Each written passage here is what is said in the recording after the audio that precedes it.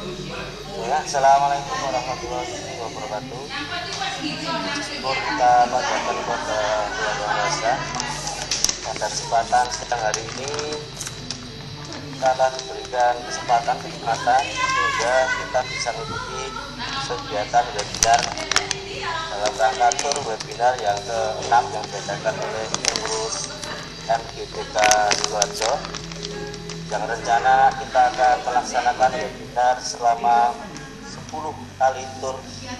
Kita memasuki webinar yang keempat.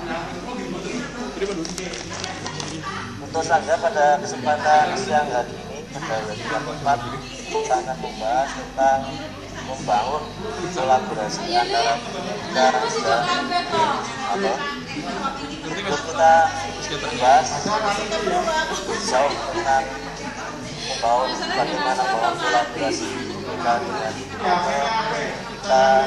awali acara pada kegiatan siang hari ini dengan bacaan basmalah bersama-sama. Silakan. Bismillahirrahmanirrahim.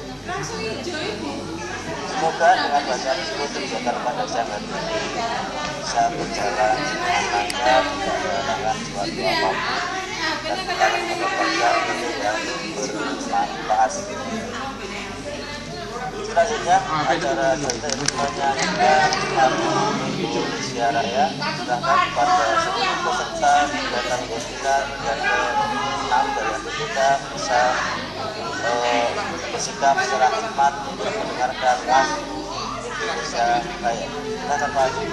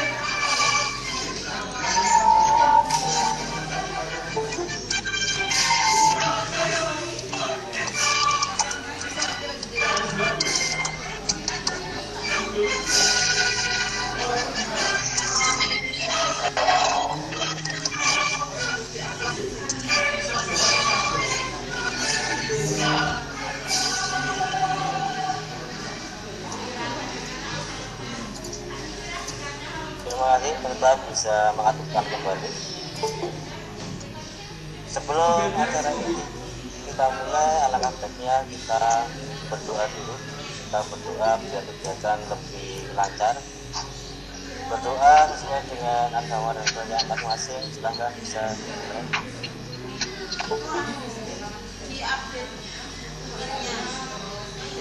Doa selesai. Selanjutnya acara inti, acara kegiatan webinar yang ke-6 dengan tema membangun kolaborasi guru BK dengan guru Marvel, di mana pada kesempatan siang hari ini kegiatan ini yang menjadi narasumber beliau Ibu Wiastuti. Profil beliau nama Wiastuti, sarjana psikologi, tempat tanggal lahir Sidoarjo 7 Maret 1982. Unit kerja guru BK SMP Negeri 1 Mojolaban. Riwayat pendidikan beliau SD Negeri Cangkal 1, SMP Negeri 1 Mojolaban, SMA Negeri 1 Sidoarjo, kemudian yang terakhir Fakultas Psikologi Universitas Muhammadiyah Surakarta. Silakan kepada Ibu Wiwastuti Sarjana Psikologi bisa memandu acara pada siang hari ini. Waktu dan tempat kami berikan sebelumnya kepada Ibu Wiwastuti Sarjana Pendidikan. Silakan Ibu Wiwastuti. Terima kasih. Assalamualaikum warahmatullahi wabarakatuh. Waalaikumsalam warahmatullahi wabarakatuh. Nanti minta tolong ya kalau misalnya suara kurang jelas atau apa, tolong diberi masukan Pak. Siap. Yang terhormat Bapak Ibu peserta webinar MGPK, alhamdulillah kita sudah memasuki minggu ke-6 kegiatan webinar yang direncanakan oleh pengurus MGPK. Target kita adalah 10 kali kegiatan. Tujuannya yang jelas kita sharing keilmuan tentang bimbingan konseling. Selain itu juga untuk Bapak Ibu yang membutuhkan sertifikat kegiatan juga bisa terpenuhi, dan jika nanti lengkap 10 kali bisa dinilaikan di angka kredit nilai 1, kata Pak Adi. Bapak Ibu, sebelumnya marilah kita panjatkan puji syukur kehadirat Allah SWT yang telah melimpahkan rahmatnya kepada kita semua, sehingga kita selalu diberikan kesehatan, diberikan rahmat, sehingga bisa mengikuti setiap acara MGPK ini dengan baik.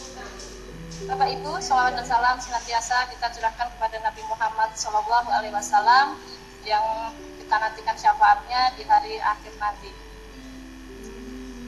Bapak Ibu, untuk kegiatan webinar yang ke-6 kali ini, saya diberi tugas untuk melakukan pengisian materi yang dengan tema yang diangkat, yaitu membangun kolaborasi antara guru BK dengan guru mata pelajaran.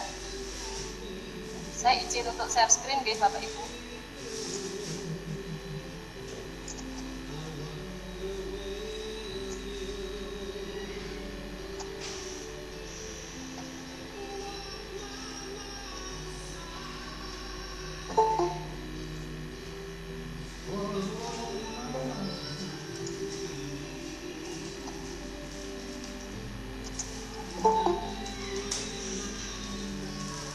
Baik Bapak Ibu, membangun kolaborasi antara guru BK dan guru mapel ya.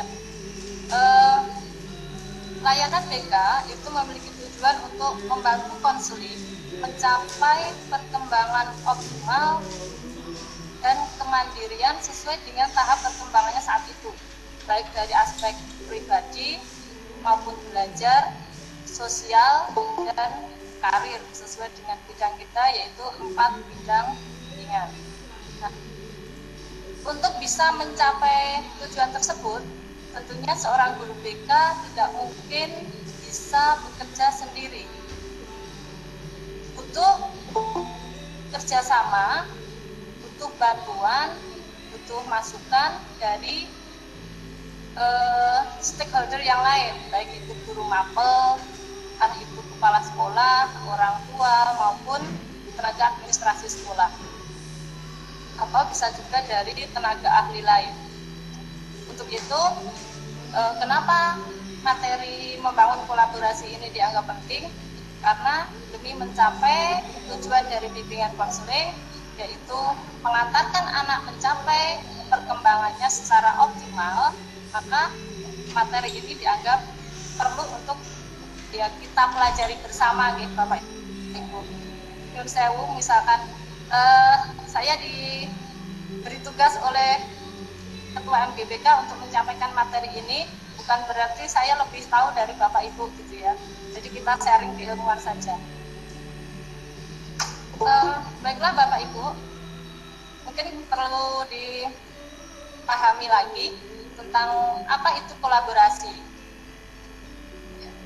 Kolaborasi merupakan hakikat untuk bekerja sama, khususnya dalam usaha penggabungan pemikiran untuk menyelesaikan tugas atau mencapai tujuan tertentu. Bapak Ibu, dalam pendidikan nasional kita bertujuan untuk mengembangkan kemampuan dan membentuk watak serta peradaban bangsa yang bermartabat. Nah, dalam rangka mencerdaskan kehidupan bangsa, mengembangkan potensi peserta didik, maka kita sebagai guru BK seharusnya atau semestinya itu mempunyai peran, gitu ya. Bagaimana peran kita dalam sebagai guru BK dalam mensukseskan tujuan dari pendidikan nasional, yaitu membentuk peserta didik menjadi manusia yang beriman, bertakwa, kemudian berakhlak mulia, sehat, ilmu, cakap, kreatif, mandiri, gitu ya, dan menjadi warga negara yang bertanggung jawab. Bapak Ibu,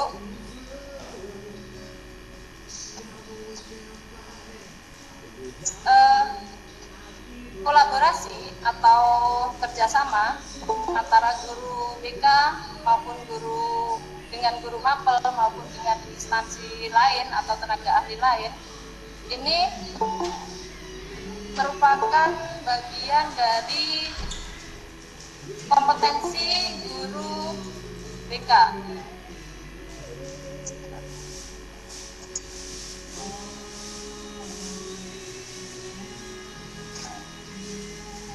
Jadi seperti yang kita sudah ketahui bahwasanya seorang guru itu diwajibkan untuk memiliki 4 kompetensi. Antara lain adalah kompetensi pribadi, kompetensi pedagogik, kompetensi profesional, dan juga kompetensi sosial. Kolaborasi merupakan bagian dari tugas seorang guru BK. Jadi seorang guru yang BK yang profesional itu mengetahui bahwa kolaborasi itu adalah bagian dari tugas yang harus bisa dilaksanakan oleh seorang guru BK, yaitu guru BK mampu mengadakan kolaborasi dalam rangka untuk pembimbingan ataupun mengentaskan permasalahan peserta didik. Itu dari segi kompetensi profesional. Kemudian dari segi kompetensi sosial,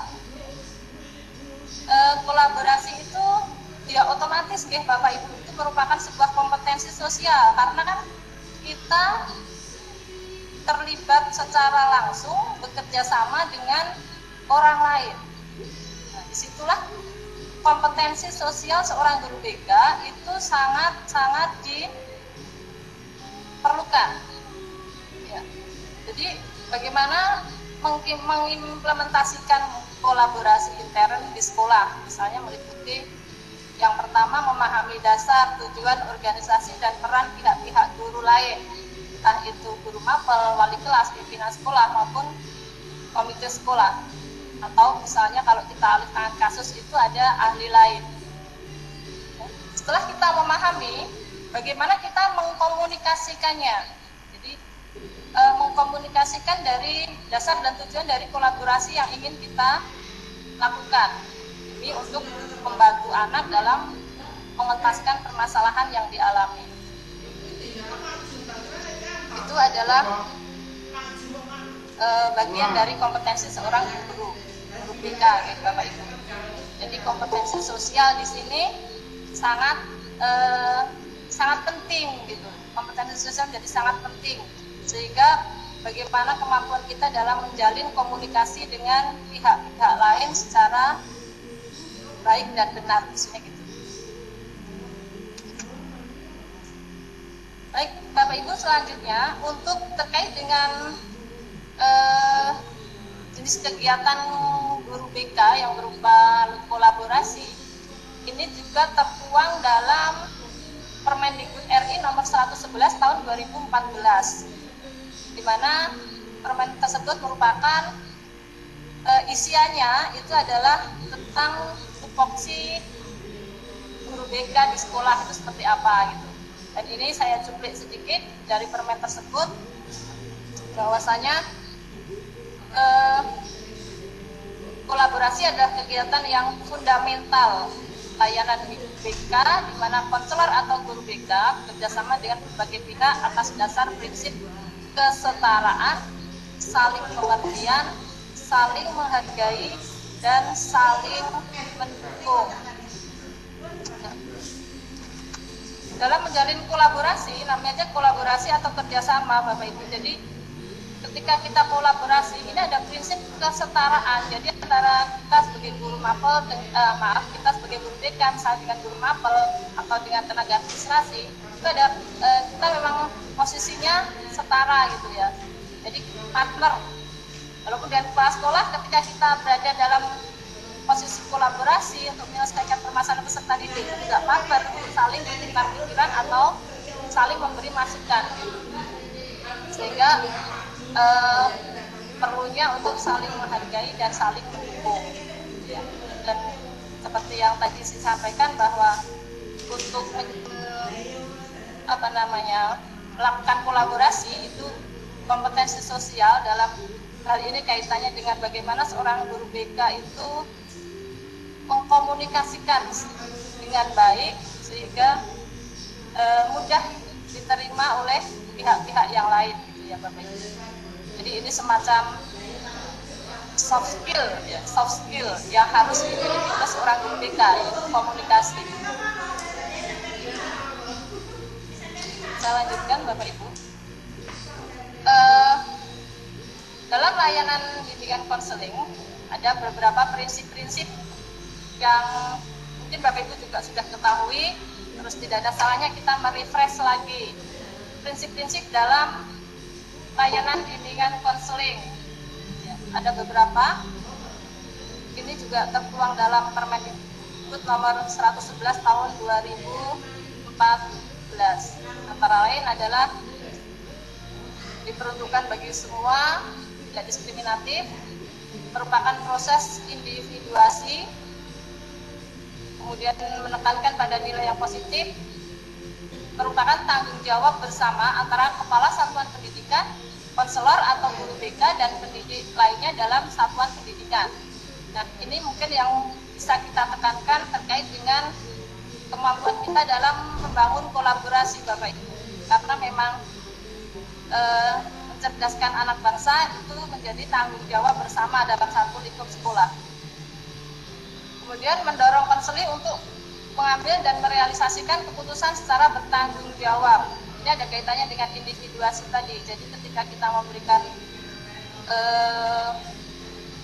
bantuan kepada peserta didik, ini konseling bertanggung jawab atas keputusan yang diambil sendiri. Gitu.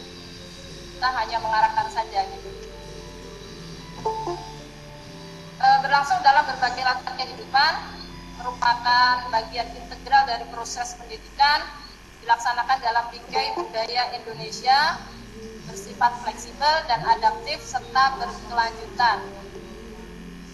Dilaksanakan sesuai standar dan prosedur profesional bimbingan dan konseling. Bapak Ibu sudah profesional semua, ya. Kemudian disusun berdasarkan kebutuhan konseling. Ini terkait dengan prinsip layanan bimbingan konseling. Kemudian Bapak Ibu, istilahnya tadi landasan hukum, saya mengambil ini sebagai landasan operasional karena selain tupoksi kita yang tertuang dalam Permendikbud nomor 11 tahun 2014, secara operasional tugas guru BK itu juga sudah ada panduannya, gitu. Sudah ada panduannya dalam POP BK SMP tahun 2016. Di dalam panduan operasional pelaksanaan bimbingan konseling SMP tahun 2016, di situ juga tertera bahwa kolaborasi itu merupakan bagian dari tugas seorang guru BK.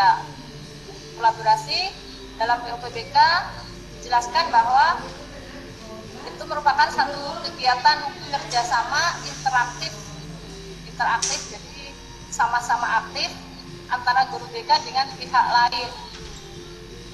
Kalau dalam materi kita hari ini kita batasi pada kerjasama interaktif antara guru BK dengan guru mapel yang dapat memberikan sumbangan pemikiran dan atau tenaga untuk mengembangkan dan melaksanakan program layanan BK. Kerjasama tersebut dilakukan dengan komunikasi serta berbagi pemikiran, gagasan, dan atau tenaga secara berkesinambungan. Jadi menjadi hal yang biasa ya Bapak Ibu, ketika kita menangani siswa itu akan menjadi mudah ketika kita bisa bekerja sama dengan pihak lain, misalnya terkait dengan peserta didik yang tidak naik kelas misalnya gitu. Dan permasalahannya apa? Nah, di situ mestinya terkait dengan nilai akademik, guru mapel akan lebih tahu terkait dengan nilai-nilai akademiknya. Nah, kemudian yang menjadi penyebab dari anak tidak naik kelas itu apa? Nah, itu yang menjadi PR bagi seorang guru BK untuk bisa menggali dan tentunya tetap bekerja sama dengan guru mapel. Baik, Bapak Ibu, kolaborasi merupakan salah satu dari sekian banyak strategi layanan BK. Sekian banyak itu berapa ya? 11 kalau nggak salah. Kalau nggak salah 11. Nanti kalau salah tolong dikoreksi. Baik. Komponen program bimbingan konseling ini masih seputar dalam POPBK itu ada 4. Ada layanan dasar, layanan peminatan dan perencanaan individual, kemudian ada layanan responsif dan dukungan sistem. Dari 4 komponen program, kemudian ada layanan itu yang diberikan secara langsung maupun tidak langsung. Dari layanan tersebut, baik yang diberikan secara langsung maupun tidak langsung, masih terbagi-bagi lagi dalam jenis kegiatan layanan BK. Ada kegiatan layanan individu, kelompok, kemudian ada konseling, jadi ada bimbingan, ada konseling. Kemudian salah satunya adalah kolaborasi Bapak Ibu. Jadi di sini saya hanya menuliskan kolaborasi, tapi nanti Bapak Ibu kalau ingin belajar lebih bisa dibuka POPBK, strategi layanan BK itu apa saja, termasuk di dalamnya ada konsultasi, advokasi, dan lain-lain. Baik, Bapak Ibu, kita pahami lagi untuk tujuan kolaborasi. Tujuan kolaborasi yang pertama adalah untuk memberdayakan dan mengembangkan potensi peserta didik. Jadi memang arahnya adalah untuk kebaikan peserta didik gitu ya. Jadi bisa mengembangkan potensinya secara maksimal. Jadi kalau misalnya guru mapel itu tidak kolaborasi dengan guru BK, mungkin ketika anak nilainya jelek, ya sudah mandek. Diremeji kok jelek, ya sudah. Berarti ini memang saya kira orang senggarap, mungkin gitu ya. Tapi ketika seorang guru mapel ini nanti bisa berkolaborasi dengan guru BK, maka akan dikupas lagi apa yang menjadi penyebab permasalahannya, sehingga yang tadinya misalnya tidak bisa mengerjakan ulangan, ketika permasalahannya bisa dipecahkan, dia menjadi lebih mau untuk belajar sehingga bisa memenuhi tugas-tugasnya. Kemudian tujuan yang kedua adalah menggali data dan menangani permasalahan peserta didik. Baik, untuk menggali data mestinya ini juga seorang guru BK kerjasama dengan guru mapel kaitannya dengan permasalahan yang dihadapi oleh peserta didik. Kemudian tujuan yang ketiga adalah mengetahui karakter individual peserta didik secara lebih mendalam. Sehingga kalau kita mengetahui karakter peserta didik lebih mendalam, maka juga akan lebih mudah dalam menentukan langkah-langkah dalam penanganan peserta didik yang mungkin menghadapi permasalahan pada saat itu.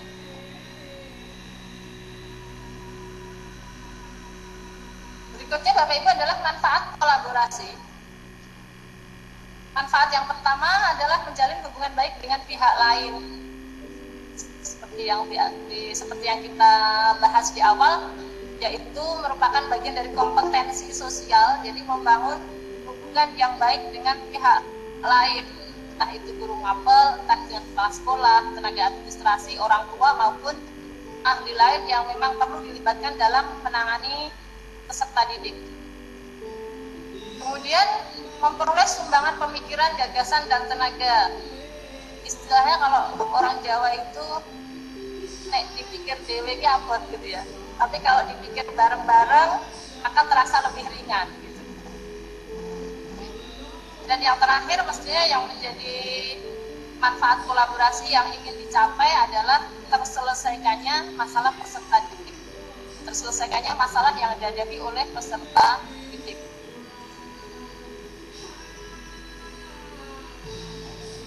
Langkah-langkah dalam hal kolaborasi, Bapak Ibu. Ini langkah-langkah ini sebenarnya tidak lain dari tupoksi seorang guru memang seperti ini, G. Langkah-langkah dalam kolaborasi pun ya seperti ini sama. Yang pertama adalah membuat perencanaan, pelaksanaan, evaluasi, tindak lanjut, dan kemudian laporan. Sama seperti kayak kita membuat SKP. Membuat SKP itu di nomor 1 kan pasti kita menuliskan ini, G. Tugas seorang guru. Bapak Ibu, tidak ada salahnya kita pelajari satu persatu dari langkah-langkah kita dalam melakukan kolaborasi dengan guru mapel maupun pihak yang lain. Yang pertama misalnya adalah menetapkan topik yang akan dibahas. Jadi yang akan dibahas itu apa itu harus jelas. Kemudian terkait dengan meminta kepala sekolah untuk mengundang pihak lain dan menyiapkan anggaran, ini saya kira fleksibel, tergantung dari topik kolaborasi dan pihak yang diajak bekerja sama siapa itu. Kalau hanya dengan sesama guru mapel, saya kira tidak perlu sampai meminta kepala sekolah untuk mengundang. Jadi kita bisa pribadi secara langsung dengan rekan kita guru mapel yang ada di sekolah, gitu ya. Kalau nyantai-nyantai juga bisa, sambil nyoto apa sarapan, apa nyantai ya Pak Tutut ya. Ngobrolnya jadi lebih enak. Kemudian melakukan komunikasi dengan pihak lain yang terkait. Waktu dan tempat juga perlu dipertimbangkan agar dalam kita melakukan perencanaan itu betul-betul maksimal. Jadi jangan sampai waktunya tidak kita rencanakan sehingga baru ngomong belum selesai, maaf saya ada janji, ngomongnya kan jadi terpotong gitu ya. Jadi ketika terpotong kan nanti tidak akan bisa maksimal dalam menggali data maupun mencari solusi dalam menyelesaikan permasalahan peserta didik. Jadi tidak ada salahnya kalau kita membuat perencanaan dengan guru mapel ketika kita akan membahas permasalahan yang dialami peserta didik. Jadi kira-kira waktunya itu betul-betul yang sama-sama longgar dan nanti akan ketemu target yang diinginkan gitu. Dalam hal pelaksanaan kolaborasi, Bapak Ibu, teknisnya adalah yang jelas adalah pengumpulan data. Pengumpulan data ini sangat penting menurut saya untuk membuat tulisan gitu ya. Jadi kita terbiasa menulis begitu ya. Mungkin karena istilahnya saya itu nepak awak dhewe gitu ya. Supaya tidak lupa. Jadi membuat tulisan gitu ya. Karena kadang-kadang kalau permasalahan anak itu ada beberapa siswa, supaya tidak terlewatkan, jadi masing-masing kita tulis. Kalau saya seperti itu. Ini kaitannya dengan pengumpulan data, kemudian pengolahan data dan identifikasi dari data yang kita peroleh dari entah kita bisa interview langsung dengan peserta didik atau hasil kita ngobrol dengan guru mapel yang bersangkutan yang kita ingin selesaikan masalahnya dari siswa yang misalnya tadi yang dilaporkan oleh guru mapel gitu ya. Dari data-data itu kemudian kita olah dan kita identifikasi.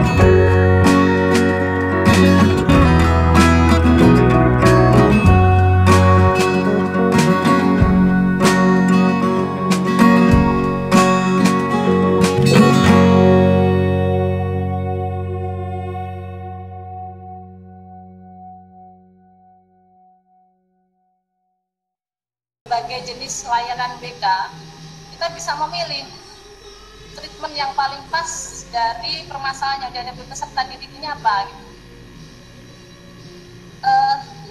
Atau cukup dengan konseling individu atau bisa konseling kelompok seandainya permasalahan itu terjadi pada lebih dari satu peserta didik dengan kemiripan ya, jadi ada kemiripan permasalahan. Ini akan lebih menghemat waktu daripada harus konseling individu satu persatu, takutnya nanti malah tidak terselesaikan karena satu guru kadang bisa megang 300 siswa. Atau bisa juga dengan terkait dengan guru mapel dengan misalnya remedial teaching, jadi pengulangan pada materi pembelajaran tersebut. Terus kemudian atau melalui bimbingan orang tua di rumah. Jadi kolaborasinya tidak terhenti pada guru di sekolah saja, tapi juga sudah melibatkan orang tua. Atau pemberian bimbingan secara pribadi. Jadi dimonitor terus begitu ya Bapak Ibu. Ini jika memungkinkan. Selanjutnya Bapak Ibu, setelah pelaksanaan adalah evaluasi. Jelas ya, tujuan dari evaluasi Bapak Ibu yaitu mengetahui seberapa jauh keberhasilan dari bantuan atau treatment yang sudah kita berikan kepada peserta didik. Jadi misalnya kita memberikan treatmentnya dengan konseling individu. Nah, ini perlu dilakukan evaluasi seberapa jauh dari keberhasilan konseling yang sudah kita berikan. Sehingga nanti kalau setelah kita evaluasi, itu kita jadikan sebagai pedoman untuk melakukan follow up. Misalnya kalau di konseling kelompok kok ternyata kurang maksimal atau belum menunjukkan hasil yang baik, di konseling individu atau apa gitu, atau bahkan mungkin bisa kita alih tangan kasus seandainya memang itu diperlukan. Nah, evaluasinya Bapak Ibu seperti yang kita pahami bersama bahwasanya dalam BK itu evaluasinya ada dua, evaluasi proses maupun evaluasi hasil. Jadi mana yang harus kita perbaiki, misalnya prosesnya kurang maksimal ya dimaksimalkan lagi gitu, untuk memperoleh hasil yang lebih maksimal seandainya hasilnya belum sesuai dengan target yang kita inginkan. Selanjutnya Bapak Ibu adalah tindak lanjut. Setelah selesai kita melakukan evaluasi, setelah kita selesai melakukan evaluasi, kemudian kita melakukan tindak lanjut dari hasil evaluasi tadi. Kemudian kita bisa mendiskusikannya lagi dengan guru mapel yang bersangkutan, misalnya terkait dengan tadi anak yang prestasinya kurang, tindak lanjutnya apa, misalnya remedial teaching sudah dijalani kok nilainya masih jelek gitu ya. Konselingnya sudah kok masih jelek, nah mungkin harus dievaluasi lagi, kemudian kita tentukan tindak lanjut selanjutnya apa gitu untuk treatment terhadap peserta didik tersebut.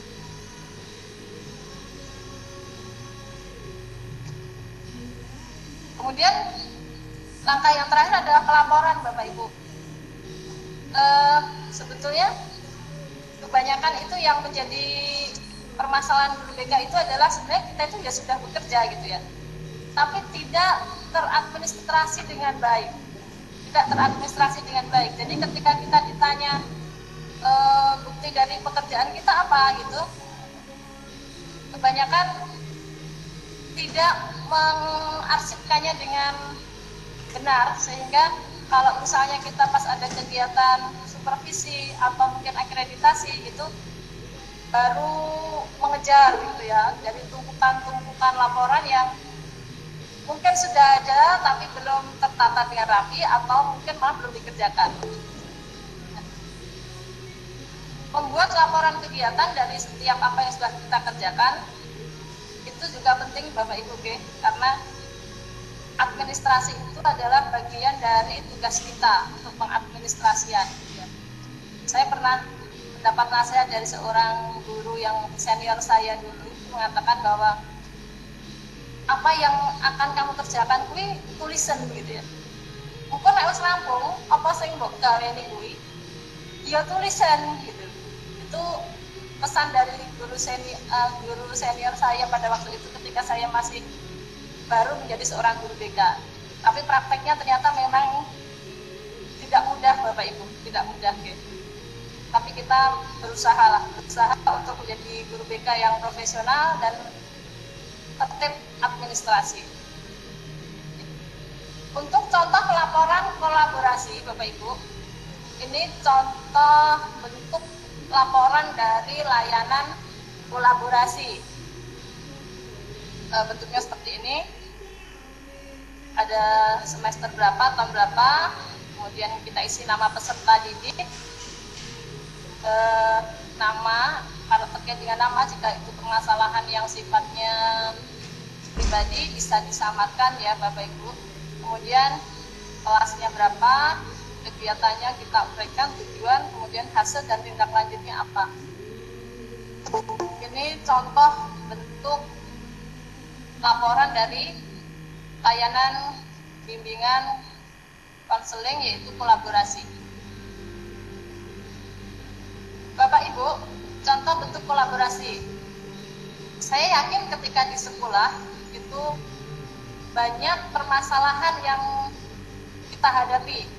Banyak permasalahan yang kita hadapi. Entah itu permasalahan dari kenakalan anak, entah itu anak yang prestasinya kurang, atau mungkin anak-anak yang bolosan, misalnya seperti itu. Jadi hampir semua permasalahan yang dari peserta didik itu sebetulnya kita memang harus berkolaborasi dengan pihak lain di sekolah, gitu ya.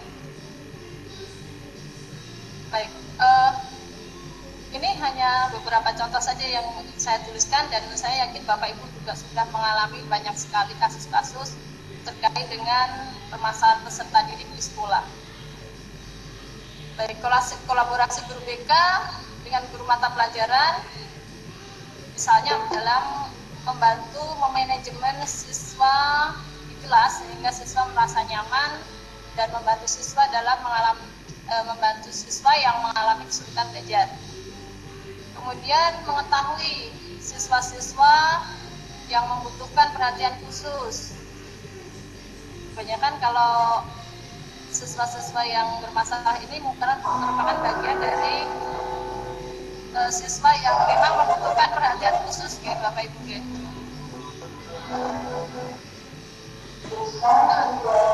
Oleh sebab itu, guru BK bersama guru mata pelajaran senantiasa berbagi data dalam menangani permasalahan peserta didik. Ya, kalau kaitannya dengan mata pelajaran, tentu saja guru mata pelajaran akan lebih tahu daripada guru BK, karena kan guru mata pelajaran yang tahu perkembangan prestasinya peserta didik. Terus kemudian guru mata pelajaran kan juga lebih banyak bertemu dengan siswa daripada guru BK. Kaitannya dengan jam masuk kelas pun guru mata pelajaran lebih banyak. Jadi guru mata pelajaran saya yakin lebih mengenal peserta didiknya gitu. Contoh lain misalnya kolaborasi guru BK dengan guru agama dalam hal penguatan karakter dan upaya untuk membentuk generasi yang beriman, bertakwa, dan berakhlak mulia. Kolaborasi yang dilakukan oleh guru BK dengan guru pendidikan agama Islam, misalnya pada saat pendataan siswa mengenai pembinaan akhlak, perilaku, maupun psikis anak. Kalau yang sering terjadi misalnya banyak siswa yang membolos saat ada kegiatan sholat Jumat bersama di sekolah. Itu juga sering terjadi, sehingga biasanya yang menjadi penanggung jawabnya adalah guru agama Islam. Kaitannya dengan siswa-siswa tersebut, maka guru PAI akan biasanya membuat laporan pada guru BK untuk ditindaklanjut. Nah, kadang-kadang kita sebagai guru BK ini ya Bapak Ibu merasa kadang-kadang itu ya kewawakan gitu ya, ketika banyak guru mapel itu yang memberikan laporan-laporan dari permasalahan peserta didiknya, iki terus piye gitu. Apalagi pada waktu PJJ misalnya ya, PJJ, siswa yang tidak mengerjakan tugas, semua guru mapel mencatat nama siswanya kemudian dibroke ke guru BK gitu. Terus sing nangane iki piye gitu ya. Sampai yang seperti itu kalau pada saat PJJ kemarin itu.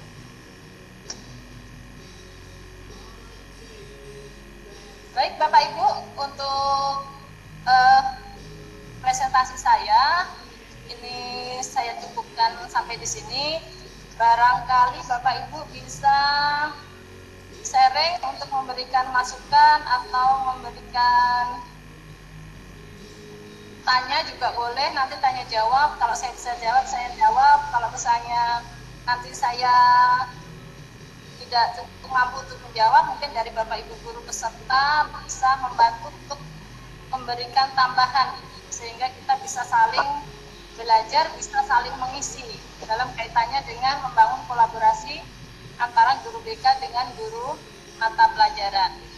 Ya, termasuk dari tujuan kita sebagai guru adalah bagaimana bisa membawa anak ya menjadi generasi bangsa yang diharapkan mestinya.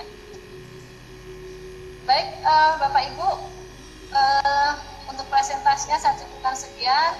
Untuk itu waktu saya kembalikan kepada Pak Tutut sebagai pembuka acara.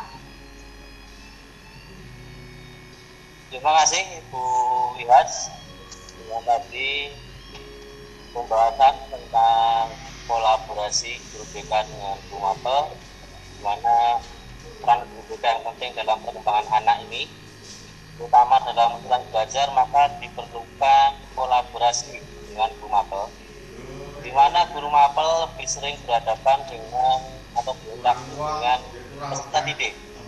Nah, tadi dari Bu Iwas juga dijelaskan bagaimana cara berkolaborasi, mulai dari tujuan, manfaat, landasan perencanaan sampai dengan tindak lanjut dan pelaporan. Ya sedikit yang kita mulai kegiatan selanjutnya, yaitu acara tanya jawab atau diskusi, di mana diharapkan nanti akan lebih banyak kita berdiskusi atau berbagi pengalaman, karena kita di sini perannya sama ya, sama-sama guru BK. Nanti setelah narasumber nanti bisa sedikit menjelaskan. Nanti kalau ada guru BK yang lain yang lebih tahu, silahkan nanti juga bisa menambahi keterangan yang bisa memuaskan pada teman-teman kita yang bertanya. Dan sedikit ini masalah kolaborasi antara guru BK dengan guru mapel itu dari saya Bu ya, dari saya terutama dari saya mau bertanya sedikit yang sering saya alami ketika anak tidak mengerjakan tugas Bu ya, itu sering dilimpahkan pada guru BK. Nah itu apakah itu dianggap sebagai sebuah kolaborasi?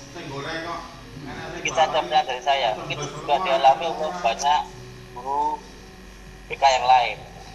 Tapi tempat saya paling sering itu ketika anak tidak mengerjakan tugas dilempar ke BK. Nah, dari pemaparan di atas tadi sedikit banyak kok ini kayaknya juga termasuk kolaborasi. Gimana tanggapan dari Ibu ya tentang masalah tersebut? Silakan. Baik Pak Tutut, ini kalau menurut saya, gitu, saya ingat waktu itu saya ngobrol dengan Pak Effendi ketika awal-awal PJJ. Wabih guru mapel, saya mulai terang darah tugas di grup ke BK. Gitu. Saya ingat sekali Pak Effendi mengatakan. Ketika itu hanya dilimpahkan saja, maka tidak terjadi kolaborasi yang maksimal. Jadi berjika ketoknya begitu, setelah itu lepas tangan. Ya. Itu menurut saya juga kolaborasi, cuman kolaborasinya tidak maksimal. Jadi kalau kita mendapatkan istilahnya limpahan kasus seperti itu, menurut saya seperti yang sudah disampaikan di awal, jadi langkah-langkah dari kolaborasi itu sebaiknya kita lalui. Jadi guru mapel jangan hanya melimpahkan saja, tapi kita ajak bekerja sama. Jadi kita ajak bekerja sama, kita mestinya banyak menggali data juga dari guru mapel, terus kemudian tindakan apa yang dilakukan oleh guru mapel atau guru BK dalam menangani kasus anak tersebut. Jadi jangan langsung nyoh karena tak PWS digawa dewe. Jadi tidak seperti itu. Jadi ketika kita diberi, kita terima, terus kemudian kita komunikasikan lagi. Ya kita komunikasikan lagi, kita gali lagi detil-detil permasalahannya seperti apa, kemudian awal-awalnya bagaimana begitu. Karena kadang-kadang siswa itu awalnya jadi rajin, tapi kok tiba-tiba setelah itu pada di semester berikutnya tahu-tahu kok jadi malas gitu ya, maksudnya bahasa malas yang lebih sopan apa ya, jadi kurang rajin begitu. Nah itu harus digali betul-betul data dari peserta didik kita bisa wawancara langsung, kemudian dengan guru mapelnya juga harus wawancara langsung, misalnya dari perkembangan prestasinya bagaimana itu kita juga harus ketahui gitu ya. Jadi jangan sampai hanya sifatnya itu pelemparan saja, tapi kita sebagai guru BK juga pandai-pandainya dalam mengkomunikasikan, istilahnya seperti itu. Saya ingat pernah ada siswa tidak naik kelas gitu ya. Ini cerita saja sih, curhat saja ya, tidak naik kelas. Nah, orang tuanya protes saat itu, karena dia merasa ketika kelas 7 itu nilainya baik-baik saja gitu ya, maksudnya masih sedengan gitulah, tidak ada masalah, dan kemudian juga tidak pernah, orang tua merasa tidak pernah diajak berdiskusi di sekolah tentang masalah anaknya. Tapi tiba-tiba ketika dia di kelas 8 mau ke kelas 9 itu dinyatakan tidak naik. Nah, kalau sudah seperti ini, saya kira ini juga menjadi PR. Kenapa bisa anak tidak naik? Ya. Berarti ada sesuatu yang sebenarnya kita melewatkan untuk tidak kita pecahkan bersama. Jadi pentingnya seorang guru mapel itu memang juga mengkomunikasikan dengan guru BK atau guru BK yang punya inisiatif lebih awal, dengan cara misalnya kita punya dokumen data dari prestasi siswa. Kurang lebih seperti itu Pak Tutut. Jadi pandai-pandainya seorang guru BK dalam mengkomunikasikan permasalahan yang dihadapi, sehingga soft skill kita dalam berkomunikasi dengan guru mapel itu sangat diperlukan. Jadi tidak hanya pelimpahan kasus saja, tapi kita bentuk kerjasama dalam penyelesaian kasus.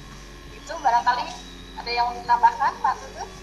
Ya, terima kasih Bu Wes sudah menambah wawasan saya, fresh, tahu apa yang dilakukan. Kemudian untuk pada peserta seminar, silakan ya kalau ada pertanyaan atau ingin berdiskusi, silakan bisa langsung bersuara. Pak Adi, silakan kuncinya bisa dibuka. Ini karena keterbatasan teknis ya, saya hanya menggunakan HP sehingga gambar semua Bapak Ibu yang di sini tidak terpantau saya. Jadi nanti Bapak administrator bisa membantu saya mengidentifikasi siapa yang mau bertanya atau berdiskusi, atau setidaknya silakan Bapak Guru langsung bersuara, nanti kita dengar bersama. Silakan waktu, dan kami persilahkan sebelumnya kepada peserta seminar MBPK, kami persilahkan sepenuhnya untuk berdiskusi. Anang dan Bu Yusi, monggo angkat tangan, bisa langsung menyalakan mic. Bisa saya buka. Cari-cari Pak Anang dulu, Pak Anang silakan. ilmunya Pak Anang, silakan Pak Anang. Assalamualaikum warahmatullahi wabarakatuh. Waalaikumsalam warahmatullahi wabarakatuh. Terima kasih Pak Adi dan teman-teman panitia. Ini berkaitan tentang kolaborasi, ini memang suatu hal yang tidak bisa kita saja yang aktif, kita saja yang bergerak, kita saja yang melayani, tidak bisa. Karena memang kolaborasi harus dari sisi mapel juga ada kontribusinya ya, seperti itu. Kemudian kalau kolaborasi ini juga berkaitan seperti kalau prinsipnya dari guru mapel hanya ngebruk kasus atau permasalahan, memang kita akan kerepotan, karena kolaborasi ini memang guru mapel sendiri harus siap untuk melayani, jadi tidak hanya melimpahkan permasalahan ke guru BK, tetapi juga sama-sama bergerak untuk melayani anak yang bermasalah atau yang membutuhkan bantuan atau membutuhkan bimbingan kan. Jadi memang kalau kolaborasi memang prinsipnya itu juga tergantung personnya, tergantung orangnya. Jadi memang ya pintar-pintar saja kita ngerayu, ayo toh kita melayani anak, kita membantu anak, akan seperti itu.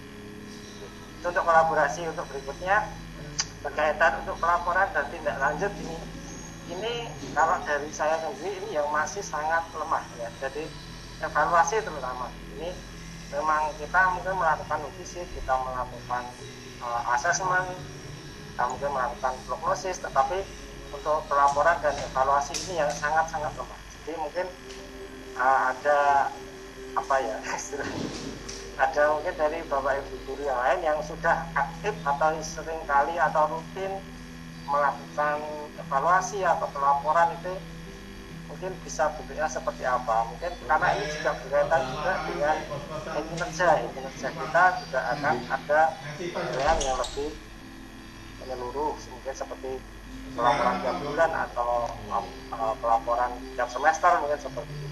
Terima kasih Bu Yastuti dan Pak Lutut. Terima kasih. Terima kasih Pak Anang, dan sedikit masukan dari Pak Anang tentang kolaborasi, dan dimana mengingatkan kita tentang prinsip kolaborasi yang tadi diutarakan oleh Bu Yas, yaitu masalah kesetaraan, ya, kesetaraan dimana Bu BK dengan Bu Mapel harus merasa sebagai partner, tidak menyimpangkan dan sebagainya. Tapi ternyata di lapangan sangat sulit dilaksanakan nih Pak Anang ya. Kemudian masalah pelaporan dan evaluasi tadi dari paparan juga sudah ada sedikit contoh Pak Anang, nanti bisa di-share sama Ibu ya, contoh pelaporan dan tindak lanjut. Bisa ya Pak Anang ya, tunggu. Nanti setelah acara tes bisa dan silakan pada peserta yang lain kalau ada yang disampaikan silakan penuhnya. Dari Pak Adi, Bu Yusi ya, Bu Yusi silakan Bu Yusi. Ya, terima kasih Pak Tutut. Assalamualaikum warahmatullahi wabarakatuh. Waalaikumsalam warahmatullahi wabarakatuh. Baik, saya ini sedikit bertanya dengan begini Bu Has. Kebanyakan guru bimbingan konseling selama ini lebih fokus dalam penanganan yang terkait dengan kasus-kasus rawan perilaku daripada rawan akademik. Misalnya kasus-kasus yang ditangani oleh guru bimbingan konseling itu misalnya terkait dengan kedisiplinan, anak pembolos, kemudian tertipan, tentang pacaran dan lain sebagainya. Sementara untuk rawan akademik itu seringkali justru malah kita agak sedikit terlena. Jadi masalah kesulitan belajar itu masih jarang tersentuh penanganannya oleh guru BK, apalagi dalam masa pembelajaran jarak jauh seperti ini. Banyak sekali siswa-siswa kita yang mengalami dalam hal kesulitan belajar. Yang ingin saya tanyakan adalah bagaimana sebaiknya guru bimbingan konseling itu bisa berkolaborasi dengan guru mapel untuk bisa mengatasi masalah kesulitan belajar pada peserta didik yang mungkin saat ini masa pandemi ini banyak siswa yang justru mengalami masalah kesulitan belajar. Mungkin itu saja yang ingin saya tanyakan. Terima kasih. Assalamualaikum warahmatullahi wabarakatuh. Bu ya, silakan tadi dari Bu Uci, banyak masalah atau belajar tentang rawan perilaku dan rawan akademik. Ya, bertanya masalah bagaimana berkolaborasi untuk mengatasi kesulitan belajar dalam masa yang sekarang ini. Itu kan sepenuhnya Ibu ya, atau pertanyaan lain. Baik, terima kasih Bu Yusi. Memang kita cenderung sebagai guru BK itu memang lebih banyak mengatasi atau menangani anak-anak yang cenderungnya adalah melakukan perilaku yang tidak sesuai dengan peraturan atau tata tertib. Terkadang ada sekolah-sekolah tertentu yang untuk menangani itu saja, itu guru BK sudah sibuknya luar biasa gitu ya, untuk sekolah-sekolah tertentu. Jadi anak-anak yang bolos, misalnya anak-anak yang merokok di sekolah atau misalnya pacaran dan lain-lainnya, itu memang menjadi hal yang penting juga untuk kita tangani. Kemudian kalau terkait dengan peran guru BK dalam mengatasi, artinya peran kita dalam menangani kesulitan belajar pada anak, otomatis ini nanti kesulitan belajar itu akan berpengaruh pada prestasi akademik yang diperoleh oleh peserta didik gitu ya. Terkadang memang permasalahan yang muncul di sekolah itu karena guru BK mendapat laporan gitu ya. Misalnya terkait dengan pelanggaran tata tertib, itu mungkin dari kesiswaan atau dari OSIS, ini anaknya melanggar, silakan ditangani bloke gitu ya. Terus kalau dengan kesulitan belajar itu kelihatannya memang jarang ya kelihatan kalau guru mapel yang melaporkan peserta didik yang memiliki prestasi kurang, jadi misalnya tidak sesuai dengan harapan. Terkadang ada siswa yang tidak KKM misalnya, PTS tidak KKM, di remedi tidak KKM lagi, di remedi tidak KKM lagi. Biasanya terus diambil kesimpulan saja, berarti tidak gitu misalnya gitu. Maaf ya, terkadang langsung diambil kesimpulan gitu ya. Padahal kalau misalnya seorang guru mapel ini mau menyampaikan kepada guru BK, barangkali bisa dicari penyebabnya apa sehingga siswa tersebut kok nilainya tidak sesuai harapan. Bisa jadi dia sebetulnya memiliki intelijensi yang tinggi, tapi kok prestasinya rendah. Itu juga perlu digali. Ada permasalahan apa yang menyebabkan sehingga peserta didik tersebut mengalami kesulitan belajar dan berdampak pada prestasinya yang kurang. Kalau menurut saya, ini sih, mungkin perlu bagi seorang guru BK untuk melakukan sosialisasi program. Jadi pada saat forum begitu, misalnya kita melakukan sosialisasi program dari bimbingan konseling itu apa, gitu. Sehingga Bapak Ibu guru mapel atau tenaga administrasi atau siapapun yang terlibat dalam sekolah itu juga mengetahui program BK itu ini gitu ya. Termasuk dalam salah satunya kalau kaitan dengan kesulitan belajar adalah bidang bimbingan belajar itu ada gitu. Jangan-jangan guru mapel itu memang tidak pernah melapor karena memang ini kan urusan guru BK gitu. Jadi mereka tidak tahu. Mereka tahunya melaporkan itu kayak ini pas pelajaran tuh cah ini renek bolos. Nah, itu kan sudah terkait dengan itu tadi yang rawan perilaku, tapi kalau terhadap rawan akademiknya belum. Jadi sosialisasi program ini mungkin bisa menjadi salah satu cara agar Bapak Ibu guru mapel itu juga tahu bahwasanya guru BK itu tidak hanya menangani rawan perilaku saja, tapi sesuai dengan salah satu bidang bimbingan kita adalah belajar, kita juga bisa menangani rawan akademik. Artinya kita bisa membantu berkolaborasi dengan guru mapel dalam menangani anak-anak yang prestasinya rendah atau tidak sesuai harapan. Dan kemudian sebagai seorang guru BK gitu ya, sebagai seorang guru BK ini mungkin terkait dengan kompetensi sosial tadi. Ketika kita sudah menerima laporan gitu ya, seorang guru mapel melaporkan, ini murid saya ini kok tali songgarap ngopo ya Bu, misalnya gitu. Bagaimana kita melakukan komunikasi itu dengan baik. Jadi kita welcome dulu. Jadi ada guru mapel yang melaporkan gitu, kita terbuka, kita welcome, kita menerima dan terlihat ikhlas menerima laporan gitu, jadi tidak menganggap itu sebagai beban tambahan pekerjaan gitu, jadi guru mapel pun akan seneng. Jadi jangan sampai kita dicap wong laporan dilapori kok apa namanya ya, reaksinya kurang menyenangkan gitu kan, nanti guru mapel itu akan laporan juga malas, bisa mungkin gitu ya. Jadi mungkin itu terkait dengan kompetensi sosial kita tadi, kita punya soft skill untuk bisa berkomunikasi dengan baik, kita welcome dalam menerima setiap laporan-laporan dari guru mapel terkait dengan kesulitan belajar siswa yang dialami pada saat itu. Itu yang kedua. Atau bisa juga kita proaktif. Ya, kita bisa proaktif dengan istilah kalau di BK itu ada apa namanya ya, data pendukung ya. Kalau dalam BK itu termasuk dari bagian administrasi kita adalah data pendukung.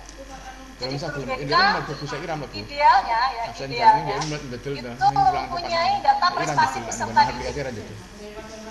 Karena kita punya data prestasi peserta didik, maka kadang-kadang guru mapel tidak usah laporan pun kita sudah bisa langsung jemput bola.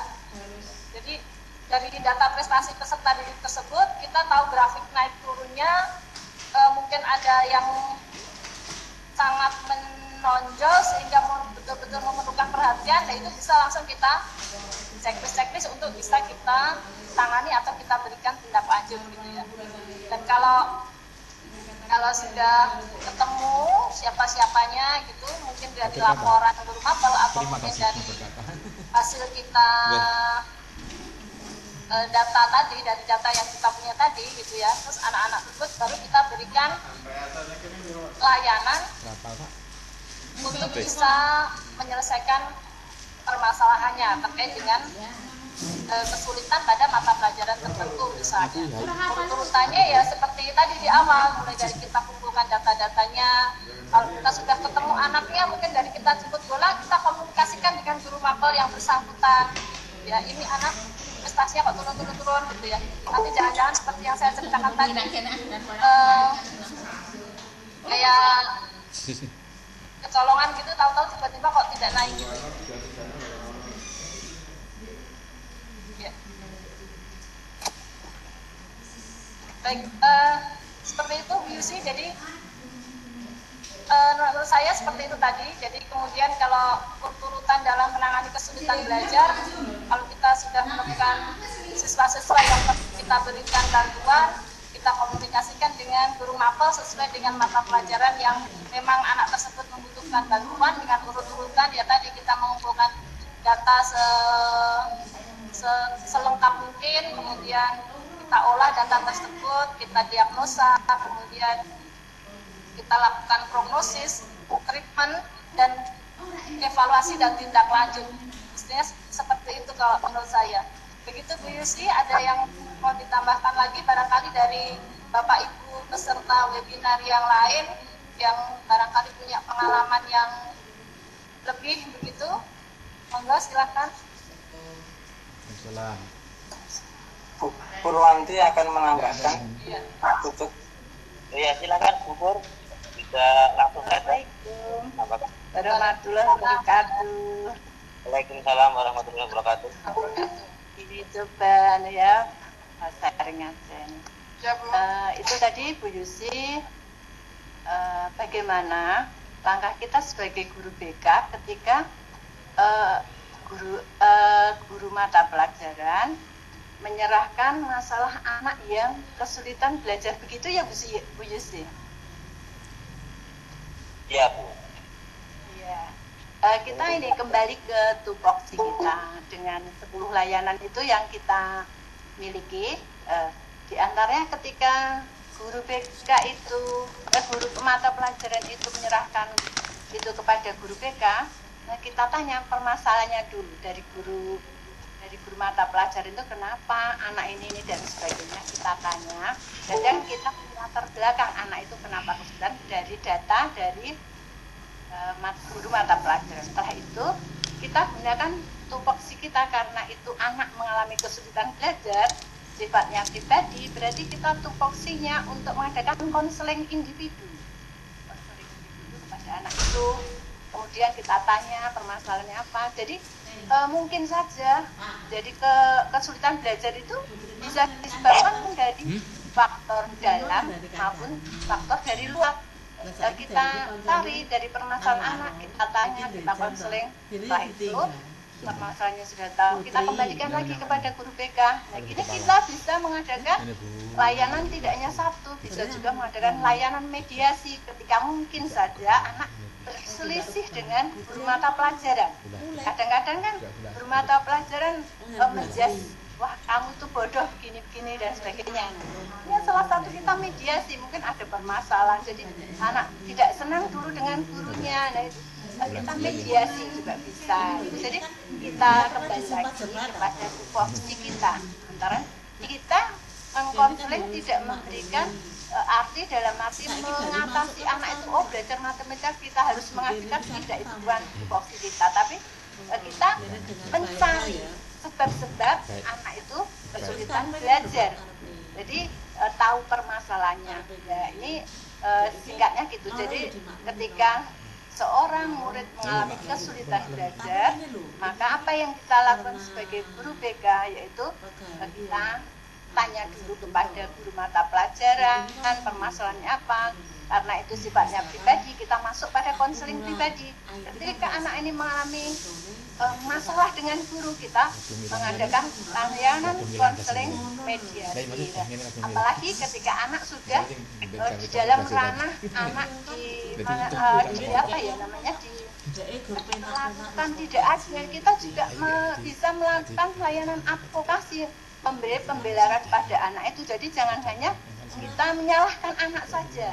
Ini kita juga harus introspeksi dulu dari guru itu, apa memang menjelaskannya tidak jelas atau ini medianya tidak ada. Kadang-kadang anak sekarang kan kritis, jadi permasalahannya itu banyak sekali. Jadi itu saja mungkin bisa membantu ya. Mohon maaf saya lancang tapi ini kita sharing. Terima kasih ya. Assalamualaikum warahmatullahi wabarakatuh. Waalaikumsalam warahmatullahi wabarakatuh. Terima kasih Bu Pur sudah menambah keterangan sehingga menambah ilmu dan wawasan kita semua. Satu lagi penanya silakan. Sebelum acara pada siang hari ini kita tutup, satu lagi penanya atau yang ingin mengungkapkan sesuatu silakan, silakan sepenuhnya. Dari Pak Anang tadi katanya Pak Anang. Sedikit menambahkan, kalau kesulitan belajar itu terutama kalau anak kesulitannya di rumah, mungkin kolaborasi itu kita tidak hanya dengan guru mapel tapi dengan orang tua. Nah ini karena waktu anak di rumah juga mayoritas di rumah, jadi kita bisa juga kolaborasi dengan orang tua terutama untuk kesulitan belajar. Jadi awalnya kita mungkin ya dibantu dengan pelayanan konseling individu seperti yang Bu Wanti sampaikan tadi, dan juga data-data kita bisa kolaborasi dengan orang tua bagaimana anak belajar di rumah, bagaimana anak bisa mengatur manajemen waktu untuk belajar ataupun untuk bermain atau yang lain, misalkan seperti itu. Jadi nanti akan tepat sasaran, itu kalau menurut saya. Ini untuk masukan dari saya. Ya, terima kasih. Terima kasih Bapak Anang, masukannya sangat membantu sekali. Mungkin dari buat ada untuk ada pesan atau kata-kata yang terakhir untuk kita untuk kegiatan pada siang hari ini. Silakan Bu Wias. Terima kasih Bapak Ibu Guru BK yang sudah bersedia untuk kita sharing bersama di sini, berbagi keilmuan, berbagi pengalaman. Pada dasarnya tujuan kita adalah bagaimana mengantarkan anak itu ya agar bisa mencapai tahap perkembangannya dengan baik. Kemudian dari apa yang saya sampaikan, mudah-mudahan ada manfaatnya, dan saya juga terima kasih atas sharing dari Bapak Ibu semua. juga menambah pengetahuan saya, dan nanti pada akhirnya bisa meningkatkan kinerja kita sebagai seorang guru BK, meningkatkan kinerja kita sehingga kita mampu melayani anak-anak didik kita dengan lebih baik lagi dan lebih maksimal lagi. Begitu Pak Tutut dari saya.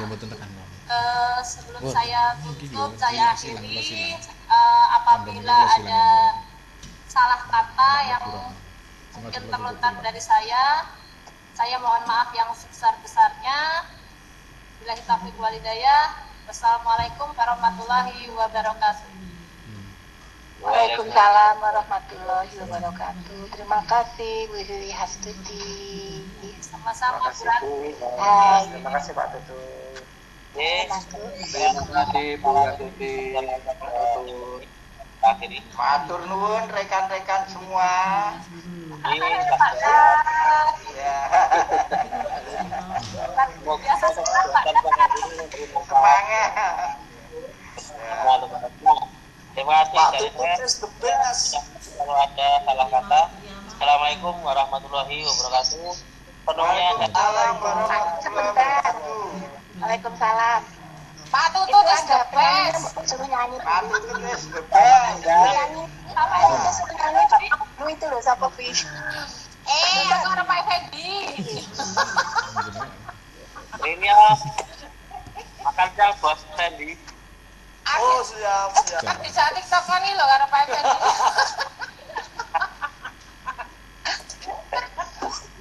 Nanti Bapak Ibu mohon perhatian sebentar. Terima kasih untuk kehadirannya di webinar pagi hari ini.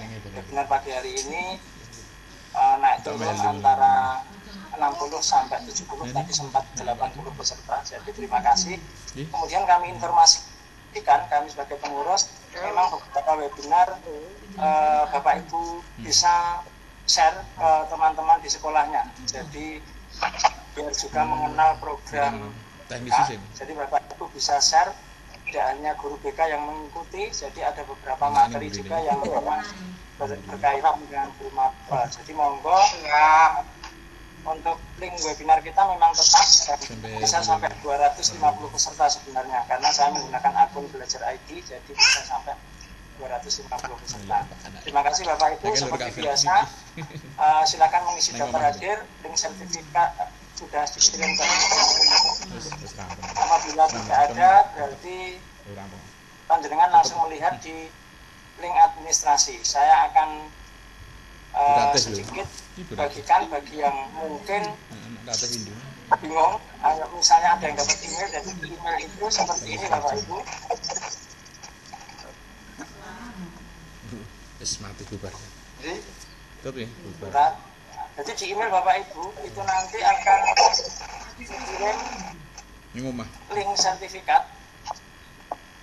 Contohnya seperti ini yang saya sampaikan, misalnya di sini ada sertifikat. Nah, maka di sini sudah akan ada di sini sertifikatnya. Kemudian, nah di sini ada sudah saya cantumkan di sana link administrasinya. Jadi Bapak Ibu yang bukan guru BK, karena di sini pesertanya bukan guru BK, akan ada di email dan ini link administrasi. Dari webinar pertama sampai webinar selanjutnya ada semua di sana, silakan dilihat. Itu saja penjelasan dari saya Bapak Ibu. Terima kasih di webinar kali ini. Kita akan bertemu lagi nanti di pertemuan dengan kata puasa yang